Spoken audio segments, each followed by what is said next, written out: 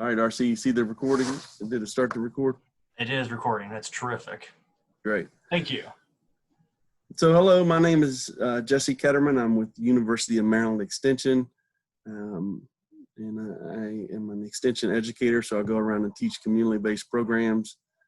But ever since COVID has hit, I have been going and doing these programs online. So RC is kind enough to invite me a couple times a year to work with the students at Allegheny College, and I'm excited to do that.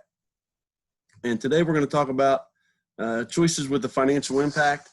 And like I said, there's my name, and we'll keep things moving. We're going to start with a survey that you need to complete. And if you were here earlier, you heard me talk about this. I'm going to post this link in the chat box.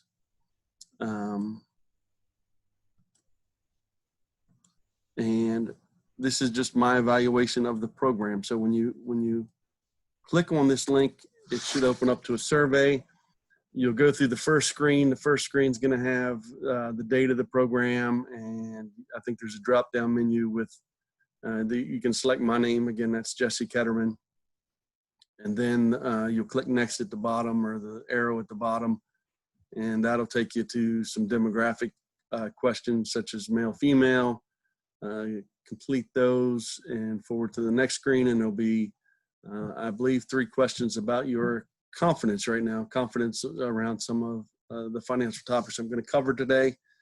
And then at the bottom of that screen, you'll see stop. And what I need you to do there is just minimize that screen, because we're going to come back at the end of the program, and I'm going to have you click next at the end of the program and answer about 4 or 5 more questions. So once you've completed that, go into the chat room and just tell me, hey, I'm done.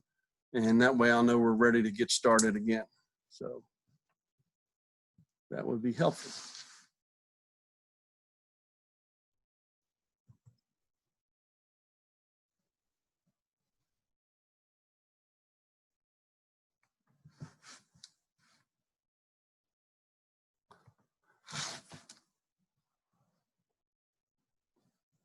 So as I mentioned, I'm just looking in the chat box when I see that a couple of you have completed that survey.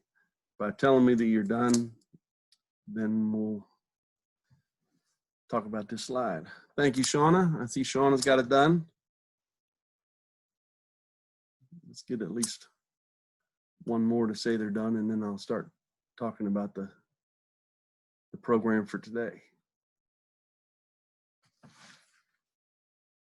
Melissa's on her phone, so she might have some challenges, and I understand that, and that's fine.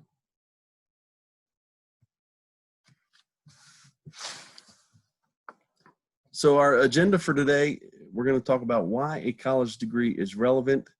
We're going to talk about different ways to pay for college, creating a college budget. So those are the topics that we're going to hit on today. Thank you, Melissa. I see that you're done there.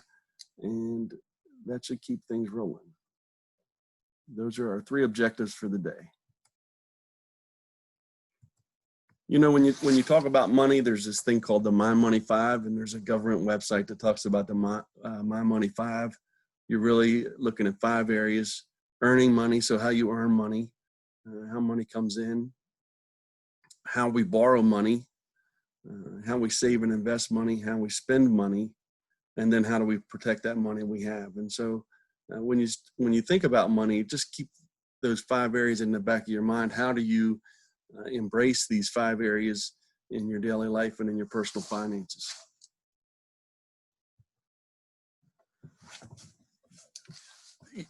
This is about SMART goals, and we call them SMART goals because it's an acronym, and it stands for specific, measurable, assignable, realistic, and time-based. And probably a lot of you have been in some type of session where somebody's talked about setting goals. And the only thing I want you to do here with this slide is think about what financial goals do you have for yourself? And are they specific, measurable, assignable, realistic, and time-based? So just as you have goals for your daily living, you know, what you're trying to do with getting your college degree, maybe the grades that you're trying to get while you're in school. You know, all those things are goals. You know, you should have goals about what you want to do in your work life. You know, where do you want to be 5 years from now? Where do you want to be 10 years from now? But also keep in mind, what are your financial goals? Because, you know, having goals is how you get to where you want to be. I always talk about the whole concept of using your phone to get somewhere, right? If you wanted to drive to the Inner Harbor today, you're going to pull out your phone and say, you know, directions to the Inner Harbor, and your phone is going to give you specific directions where you need to make turns, and it's going to get you to the Inner Harbor. And just as a GPS, if you make a wrong turn, sometimes you need to reestablish your goals, and you establish some new goals to make sure that you still get to your destination. But you know, think about your goals in the same way you think about getting a set of directions to go somewhere. So why earn a degree? And I'm going to play a short video here, what the value is in earning a degree. And I do need to make an adjustment on my settings here. So let me do that because I need to share my computer sound. And once I play this, RC, if you could just confirm that you can hear this, I'd appreciate it.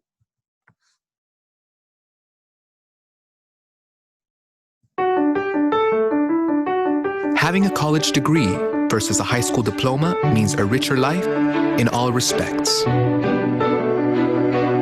I will buy a home. Take care of my family. Travel the world. Inspire my children to achieve more. I will have the energy to enjoy my life. Stand on my own 2 feet. Bring people together. I will make change happen. Here are 5 of the ways a college education pays. You'll earn an average of $22,000 more per year than a high school graduate. And an average of 63% more in hourly wages.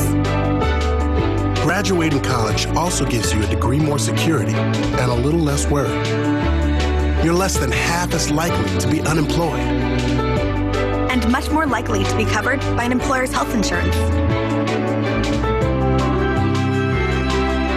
As a college grad, you're less likely to be obese. Plus, you'll exercise more vigorously, more often. A college degree matters to the next generation too. If you have kids, you'll read to them more. You'll also be much more likely to take them to a live show or concert. Finally, college helps you define your role in your community and your world, and how you can contribute. Did you know college grads between 18 and 24 were much more likely than high school grads to vote in the last election? Or that they're twice as likely to volunteer for a good cause? Greater wealth. More security. Better health. Closer family. Stronger community. 5 ways Ed pays. So that's just a nice way to kick things off. And the point being, you know, when you're going to school, you're getting more than just a degree, and it's going to impact you for the rest of your life. And I do congratulate all of you on this step that you've taken to get your degree down at Allegheny College. Here's a little display. It talks about the differences. The more you learn, the more you earn. And I'm going to be able to pull that up on another website so it's interactive and show you a little bit of the difference here. So you can see the little temperature gauge, and you can see right now we're at someone that gets some college, right, but doesn't necessarily finish, their income potential, their average salary is going to be $41,704. Now that's not a starting salary, that's, you know, an average salary. And then you have the associate's degree, and associate's degree is the type of degree that you get when you finish at Allegheny College. And so you can see that there's going to be a little bit of an impact there on your earning potential. You're going to move up to 44,000. And then if you continue on to get your bachelor's degree, you know, your earning potential jumps to 62. Let's see. Okay, somebody had their sound on, but we're okay. 62,000. If you're going to get a master's degree, which is 2 years beyond your bachelor's degree, you jump up to 47. If you decide you want to go to school long enough to earn a doctorate, you jump up to 94.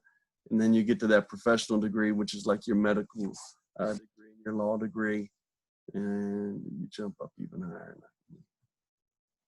And you jump up to 97,000. So again, just reinforcing that whole concept of there is a value in getting your college degree. The next slide kind of just demonstrate that again. On the left side, you see the difference between a high school graduate and a college graduate over the course of their lifetime is $1 million, right? So a college graduate is going to make $1 million more over their lifetime than someone that's a high school graduate. I was asked to share that link, and I can do that later on. Just give me a minute. And then deciding what you major in. So on the right side, you see the difference between lifetime wages of the highest and lowest paying college degrees. So there's a huge difference in what you decide to major in. And there's going to be a lot of reasons you're going to choose the major that you want to be in. But you also need to keep in mind that there is a financial difference between the types of degrees that you may go after.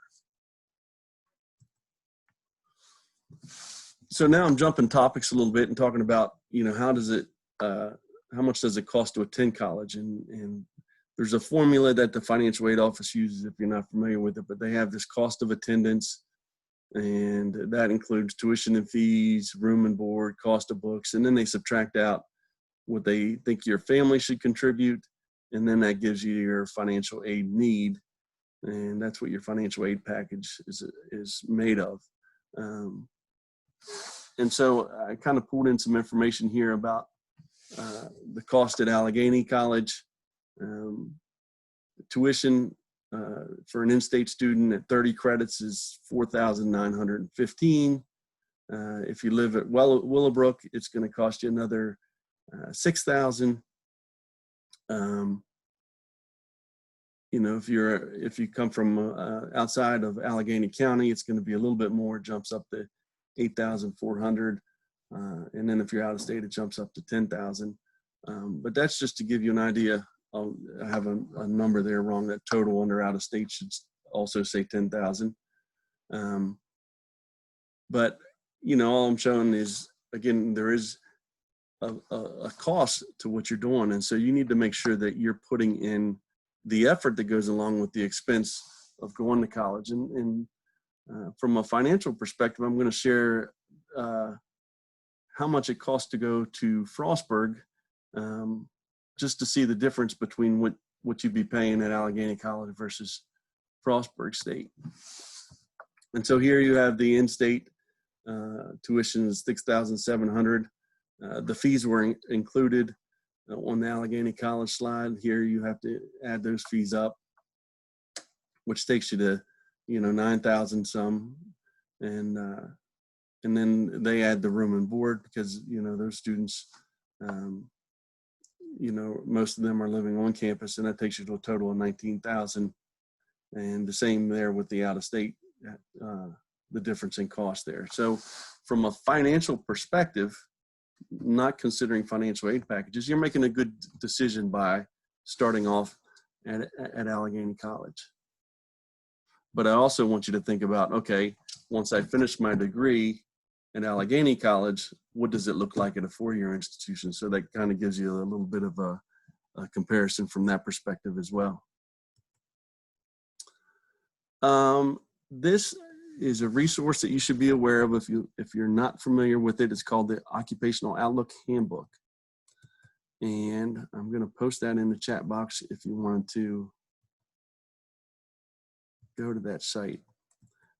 But basically, it's going to give you an idea of the different types of careers that are out there. And I did a quick search.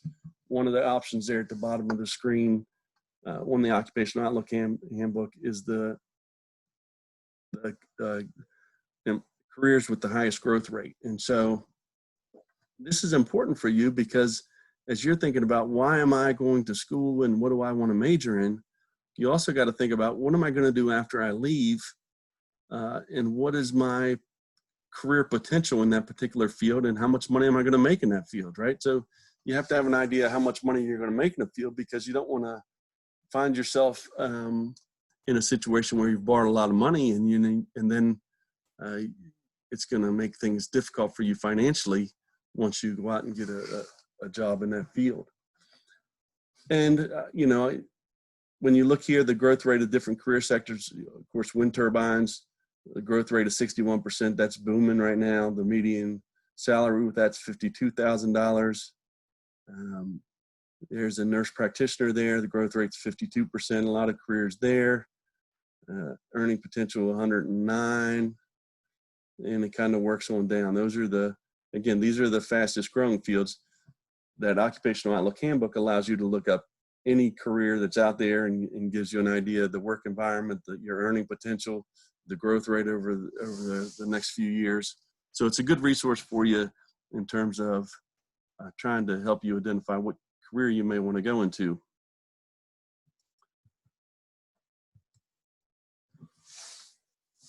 Now this, the economic value of college majors, this is out of the Center on Education and Workforce at Georgetown University. I'm going to put this site in there, and you can find some information on state data in this resource. But this slide just kind of shows you that not all career fields are the same, right? So at the entry level, if you end up with the degree in arts or humanities or liberal arts, your entry level starting salary may be around $29,000. Whereas if you major in science, technology, engineering, math, otherwise known as STEM, you're going to start significantly higher, right? You're going to make almost $13,000 more based upon their research. So I go back to, you need to think about what it is that you want to do, because that's going to help shape what your future income potential will be. And not only that, but on the other side, how much should I be borrowing to go to school? And we're going to continue with that theme as we keep moving forward here. So you can see here the lowest paid majors are in education, arts, social work fields. There I'm in family and consumer sciences, up at 128. You can see early childhood education at the bottom. Does that mean I'm telling you don't major in any of these fields? By no means am I not telling you that. There may be other things that drive you into that, right? You may have a passion for working with others, and that passion for working with others is how you want to live your life. There may be other benefits, such as health insurance benefits or retirement benefits. Those are things that you would also consider when you think about, what kind of career you want to have.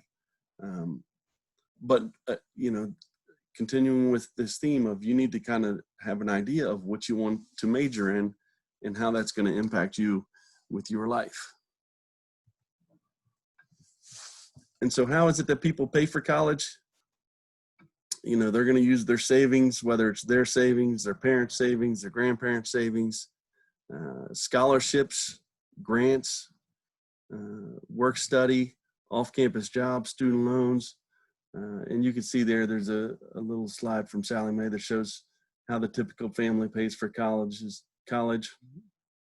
And then there's also a little graph there that talks about how student debt has increased since 1995. And I'm pointing that out because I don't want you to find yourself in a situation where you borrow so much money for school that it's going to impact you later on. Now that's the theme I'm on right now, and we're going to transition here in a little bit, but I just need you to keep thinking that in the back of your mind. So there's a video out there. It's called The Voices of Student Debt, and I'm going to put that in there, and you can watch that later. I'm not going to play it today. But basically it's stories of students that graduated from college with an excessive amount of debt. And what they found is they weren't paying attention to that, right? And as a result of not paying attention to it, they really found themselves in a tough situation as a result.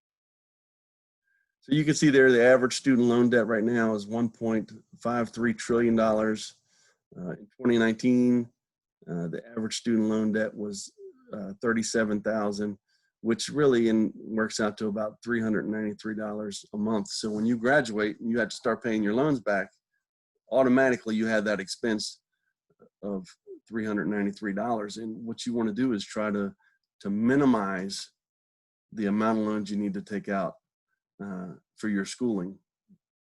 And we're going to talk about some scholarships and so forth here in a little bit that'll help do that.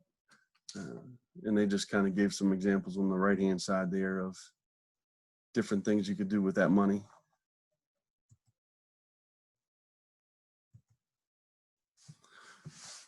So when you think about borrowing, there's something out there called the Student Loan Affordability Calculator. That's something on the NerdWallet site. I'm going to put that in your chat box, and I'm going to give RC this information so that he can share all these links with you in case you're trying to keep track of all the links that I've been posting.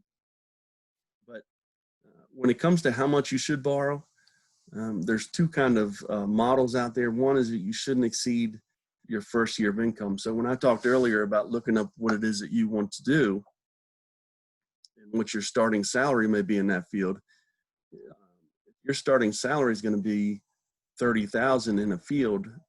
Basically, you don't want to borrow any more than $30,000 in student loans. The other way to do that is 10% of your projected monthly income. So it would be the same kind of concept. You know, you're looking at how much your salary would be, take 10% of that, divided by 12, and then get that 10% figure to look at it from a monthly perspective. But you can also use this student loan affordability calculator that'll help figure all that out for you. And you can see there, of course, there's different types of loan terms, but the standard repayment plan is 10 years.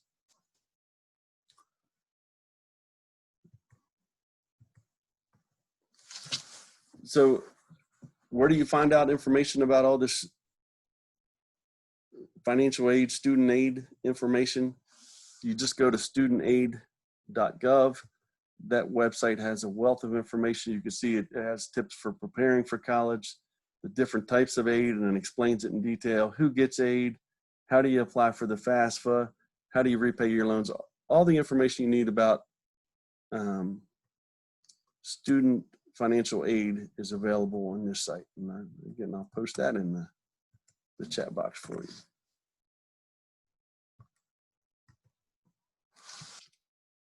So here's what we call the debt to income ratio.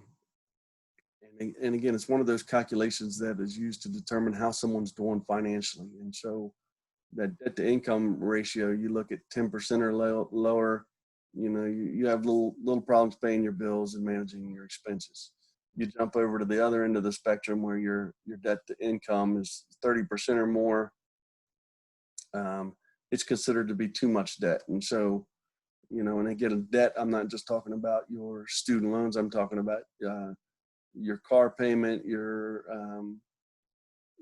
mortgage payment if you have a house. All your debt is combined, and then you get this ratio when you divide it into your income, and it's going to give you a percentage. And so there's, you know, when you get to 20%, you're close. You're in that danger zone, so keep that in mind. 15%, you're in pretty good shape. So just a figure to share. It's also a ratio that is used by lending institutions. So if you're thinking about going out and buying a car, a lending institution is going to look at your debt to your income and say, okay, how much can this person afford and what interest rate should we charge them? Because the higher your debt to income ratio, the higher interest rate, because you're more of a risk at not being able to pay that loan back. So it's just a little figure there you can use to look at your own situation. So jumping back to financial aid need, how do they cover that financial aid need that I talked about earlier? There's a federal Pell Grant. There's the Federal Supplemental Educational Opportunity Grant. You have direct subsidized loans, federal Perkins loan, and work study loan. You know, the only thing you need to remember there is grants are good, right? Anytime you get a grant, grants are things that you don't have to pay back. So if you look at your financial aid package and you have a grant, that's a good thing. Loans, again, you just need to think about what you need, because, you know, the financial aid office will offer you more in loans than you may need. You don't have to accept the entire amount. Just take what you need to get by. It's much better to get by barely for a couple years while you're a student and to live better later on than to live well as a student because you have student loans and then have to pay that back later on. I always talk about, you know, if you're using your student loan money to buy a pair of shoes or to buy a television or those kind of things, you got to realize that you end up paying those items back over a 10-year period. Would you go to the shoe store and buy a pair of shoes and tell the guy at the shoe store, I'll pay you back over the next 10 years for this pair of shoes? Types of loans, there's private loans and federal loans. And within federal loans, there's need-based loans and non-need-based loans. So when you talk about subsidized loans, the difference between a subsidized and unsubsidized, basically a subsidized loan, the government's going to pay the interest while you're a student. The unsubsidized, you're responsible for the interest while you're a student. It may get tacked back onto the principal of your loan, so you may not pay it right away, but you're still increasing your debt because it's not subsidized, it's not paid for by the government. Now, what do you think is better? We'll get a chance to get some responses in the chat box here. Is it better to get a private student loan or a federal student loan? Let's see what we get from our audience here. Is it better to Federal get a private student loan. Okay, we got one private and we have one federal. Federal. Federal, two federals, one private. Any other votes out there?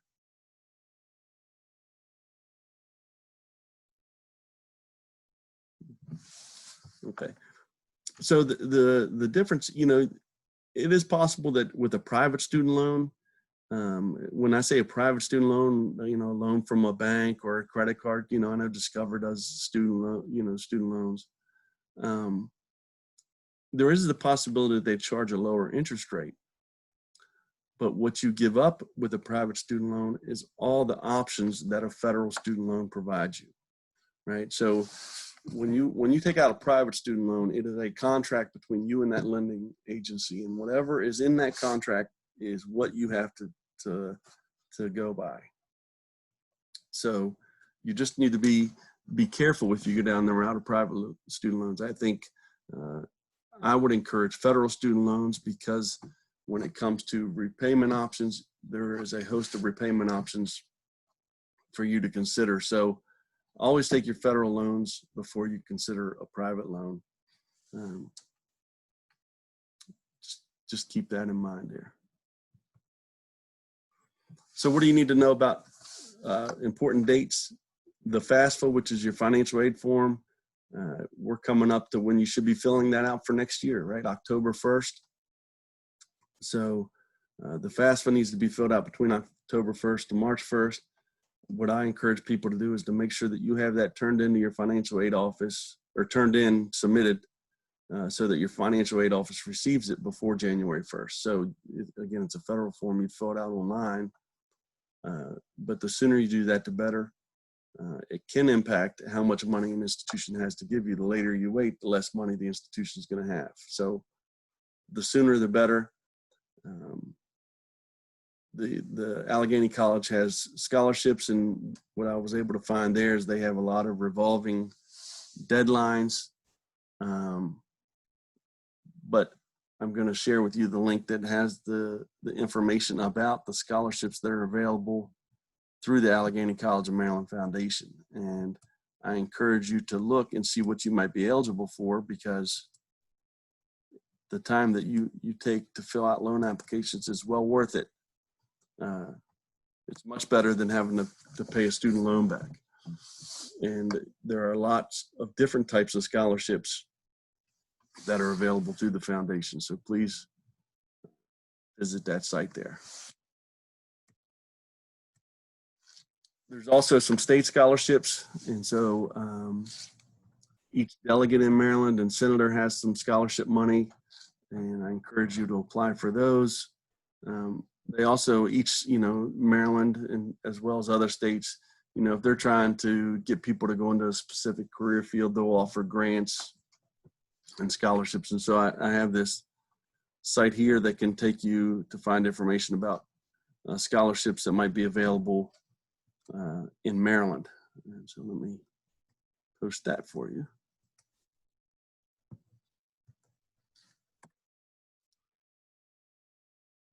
And then also think about local scholarships that might be in the area.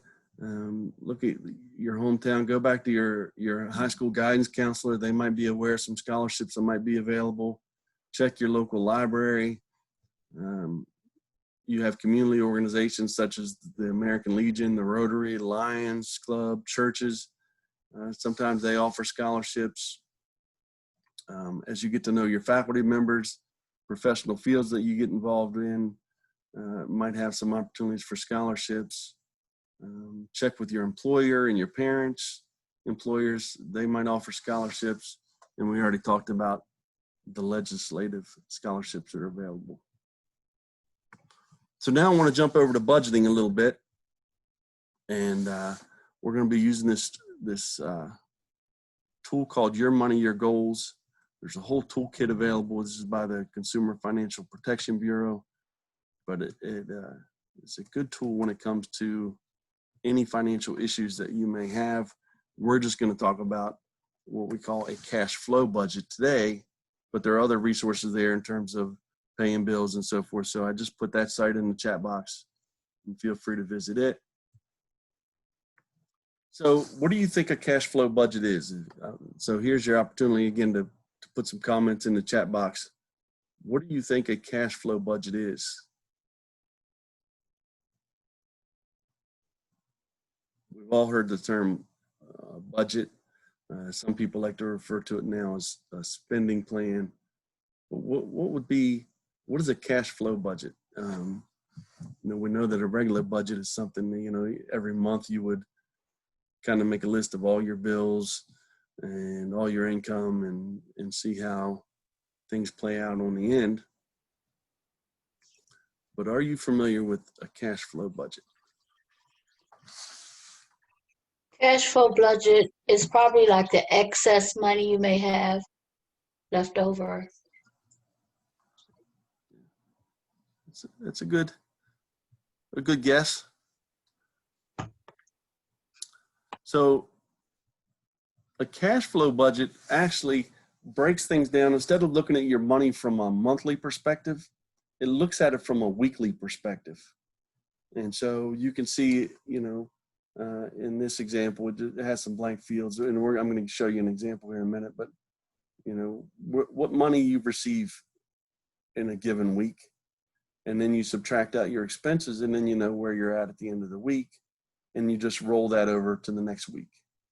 And so it looks at things not from a monthly perspective, but from a weekly perspective.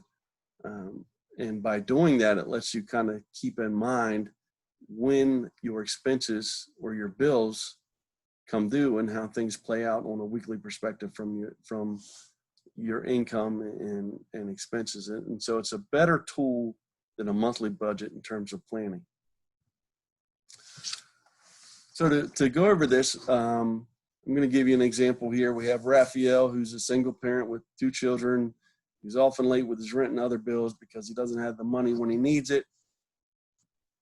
After tracking his spending, he develops a cash flow budget with an educator at a parenting class. He takes through extension, using the cash flow budget, using the cash flow, makes some recommendations to Raphael to make ends meet. And so here is his situation, right? And you see week 1, week 2, week 3, and week 4. So you get an idea of his numbers.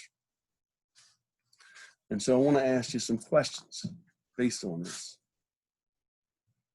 And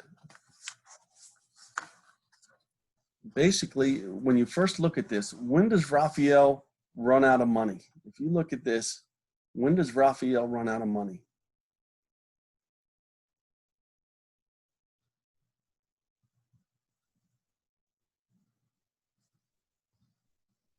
And so when you look at this and you follow down through week 1, you can see he runs out of money right away, where he's owes $361, right?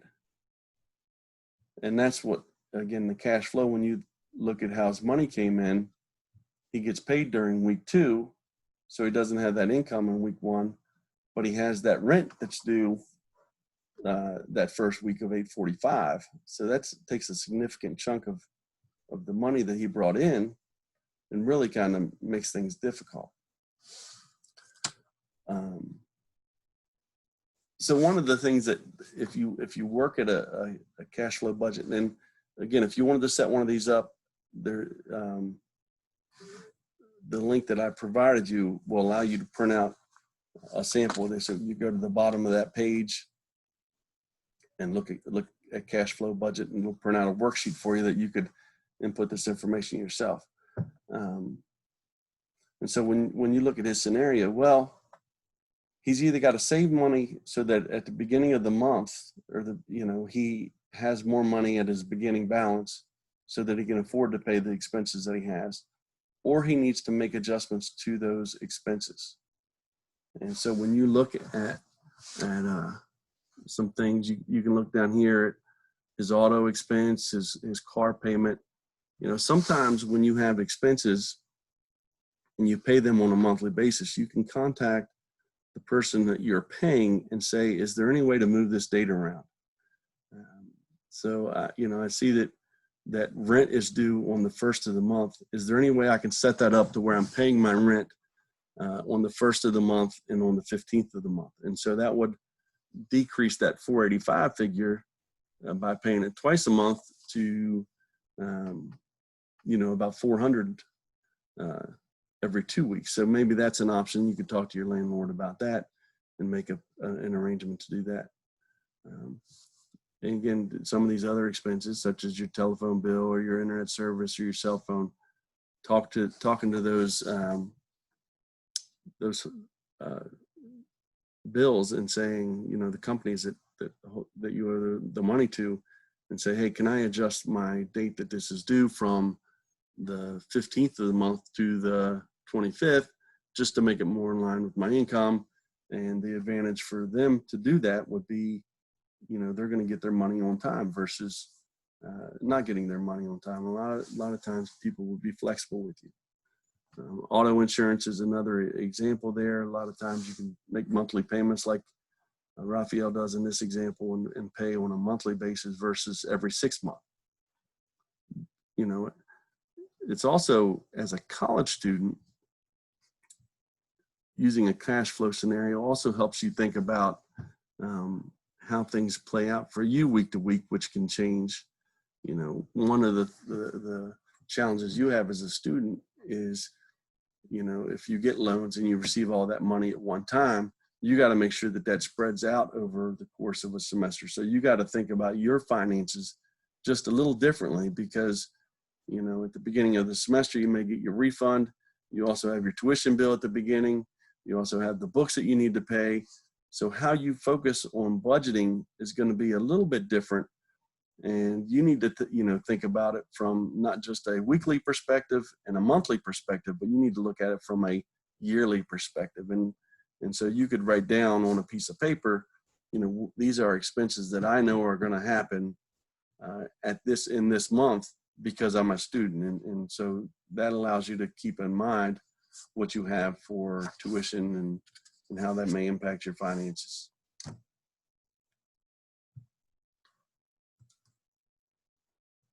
And so we kind of worked through this. I didn't talk too much about the SNAP benefits. We talked about the timing. And this is one of those things where this workshop is more conducive in person where there's more discussion and so forth. And so we answered those questions. So also, you know, I pulled these couple slides from this Your Money, Your Goals curriculum that I have. And so one of the things that they encourage you to do is look at some of the other tools that they have. And on that website that I provided, there's a tool called the Income and Benefits Tracker. That's in Module 3. There's a thing called the Spending Tracker and Cutting Expenses. And so there are other tools out there that are available to you to help manage your finances, and you're going to find them on the Your Money, Your Goals website that I provided in the chat box. You know, when it comes to budgeting, what are the 4 steps that you need to think about? You know, you need to assess your financial situation. So you need to know what your income is and what your expenses are. You need to think about your needs versus your wants. And one of the challenges that people have with their finances is they don't track their money, so they don't know where the little leaks are in their money. And so an example is coffee. There's people that every morning will drive through McDonald's and get their McCafe. And then at the end of the month, they wonder, man, where did all my money go? But they never track their expenses to figure out where their money is going. And as a result, they ended up not having money at the end of the month. And then they spend on little things. Those little things will add up over time. So when it comes to money, even at the point of life where I'm at, I'm still, you know, balancing my needs and wants. What is it that I need versus wants, and how does that fall into my financial situation? We talked about understanding your financial behaviors. The coffee is, the McCafe is a great example of that. Some other examples are, you know, smoking, right? I don't care whether someone smokes or doesn't smoke. That's up to them. That's their choice. But keeping in mind how much they're spending on smoking can play a role in their finances and how much money they have left over at the end of the month, or how much money they don't have at the end of the month, right? So knowing your own financial behaviors is an important part to tracking your money. And then again, creating a budget, whether it's a cash flow budget, a monthly budget, it depends upon what is going to work for you. But starting to do that's going to help, you know, you come up with the plan and start to accomplish those goals that we talked about at the beginning of the presentation. You know, some people use budgeting apps. I actually use the one Every Dollar, you know, to manage my finances, but there's others out there. I listed a couple there. So if you wanted to download onto your phone one of those apps, there's a couple that you might want to consider.